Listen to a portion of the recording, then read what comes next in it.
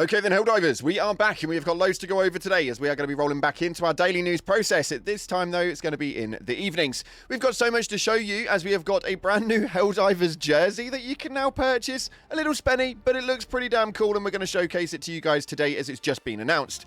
We've also got an array of information with our latest Warbond coming from the development team over on Discord with regards to the details that you may not know about, but yet definitely want to know as to whether it's going to be worth your money or not. So we're going to dive into all of that coming your way. If you haven't already, smash that beautiful like button and subscribe with post notifications turned on. It'd be greatly appreciated. Make sure you check out our incredible sponsor, Instant Gaming, the platform where you can get your video games cheaper for PC and consoles with the best deals, offers, promotions, and discounts, all running up to 70% off. And if you want some free super credits, then very simply head down to the comment section and just put in a fire emoji, because my lord, I think that most things are going to be set on fire after reading what we've seen inside of this new Warbond.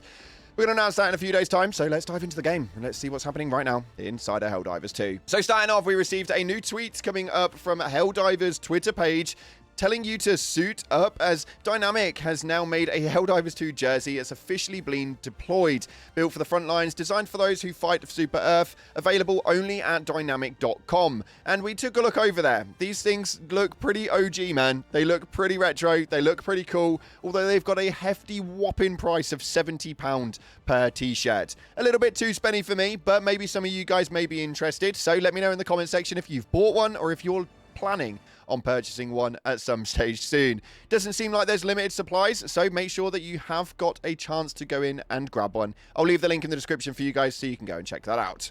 Moving on from that though, we've got loads of info coming from the Discord as Alexis managed to get keyboard happy yesterday and spoke about a lot with regards to the brand new Warbond dropping on Tuesday, and this one is going to lead with a boom. First of all, we've got to talk about the hammer. This is probably the most anticipated weapon in the entire Warbond and something that I'm really excited about. But the hammer does have limited ammo. He's actually super curious about how it'll be received because reloading is actually optional. You don't need to use the explosive part on it, so you can just swing it without the charge. You don't reload your hammer in real life, so it's not super obvious. So he hopes that the design is clear enough and people won't miss it. But for those of you guys who are wondering about the explosion and the charges that it has inside of it, he has confirmed that it is 7 total charges. 300 melee damage and 2100 damage from the explosion, with the explosion being at an anti-tank level, meaning that it makes sense as to why we saw the clip of it taking out a Hulk. For me, this is probably going to be one of the greatest things to come from it, as I do think that this weapon is going to just change up how melee actually works. You are going to have to get close to these things, but I feel like that might be okay, especially with the way that we're running stealth at the minute. You can pretty much run up right behind them and just hit that big boom and get yourself out of there afterwards. I'm intrigued to see how it goes. Let me know if you're intrigued by that one via the comment section below. Next up, we've got to talk about the big boom. That's right. We are talking about the leveler, because this thing has had a load of question marks all over it, with it being a high-yield missile that we know that we're going to get to drop down. How is it that it's going to operate? It is going to essentially be a little bit like the EAT, but it's only going to have one of them in the Hell Pod, and it's going to have a longer cooldown. This thing is absolutely very powerful, so you are obviously going to be cut short a little bit with this.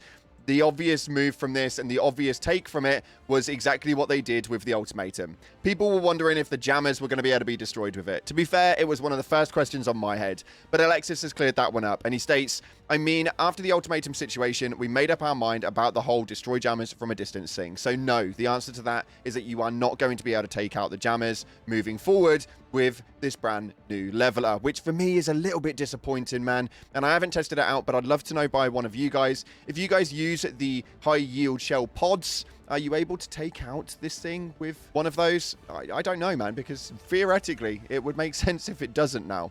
Anywho, moving on from that, we have got the belt-fed grenade launcher. This one is an intriguing one, and one that I don't think is going to resonate too well with many players, because I don't think that the grenade launcher itself was really that bad to begin with. But this is going to be a bit of a weaker variant. How do we know that? Well, Alexis states right here, the belt-fed grenade launcher versus the grenade launcher is similar to the maxi gun versus the HMG. The belt-fed has a higher rate and smaller rounds, meaning that these rounds on side of here are going to be closer to like the autocannon rather than anything else. They've got a similar damage type coming from each grenade. You're going to be able to fire them in a higher succession and you don't have to reload. Overall, it could be pretty damn cool. We'll have to test it out when we get our hands on it next week, but I don't personally feel like it's going to work correctly. The main reason for that is because somebody asked if the grenade launcher rounds are so much smaller, does that mean that they're going to be at a medium pen? Now, Alexis actually stated that surprisingly, that's the question that I can't answer right now, but I'm sure that you'll like what we've cooked. Now, I don't know why they can't answer that at the moment. Maybe they are still fiddling a little bit before the launch of things, but hopefully this thing is big enough and bulky enough to still cause enough damage to those medium level shaft. You definitely need it to work the way that you want it to work. Moving on from that, though, one of the primary weapons I've been most excited for inside of this game is the Trident. The Trident, for those of you guys who don't know, is in Helldivers 1, and it is a demonic beast in that game. It works so damn well.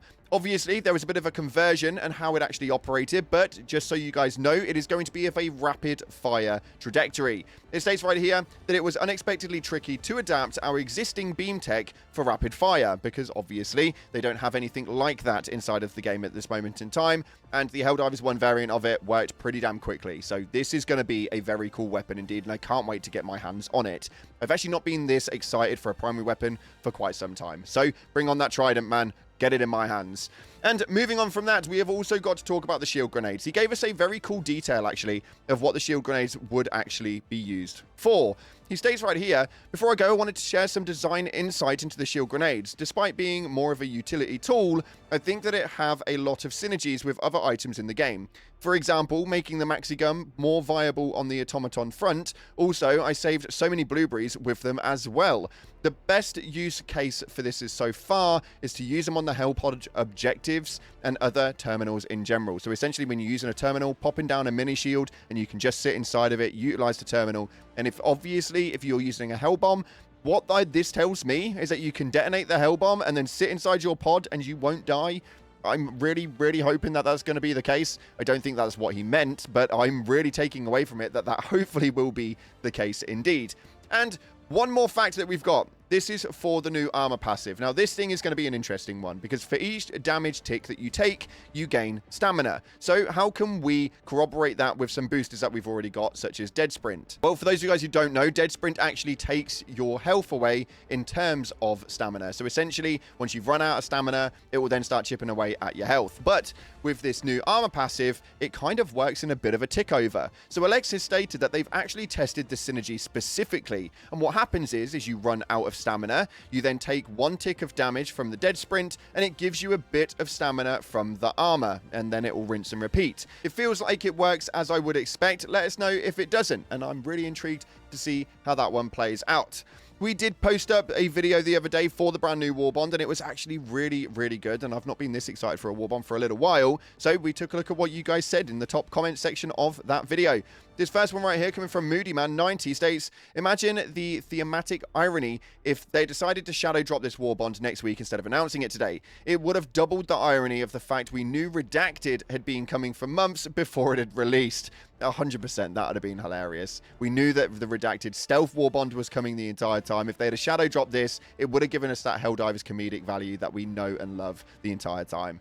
Moving on from that, though, Karma Collector states, I find it hilarious that we went from being all use stealth, all sneaky beaky, like to defend Super Earth enemies, to here's your explosive hammer, kids, have fun. I think it's hilarious, man, and the way that they kind of bound from one side to another is probably one of the better things that they do inside of Arrowhead, and I think that the way that they play it is just genuinely really clever.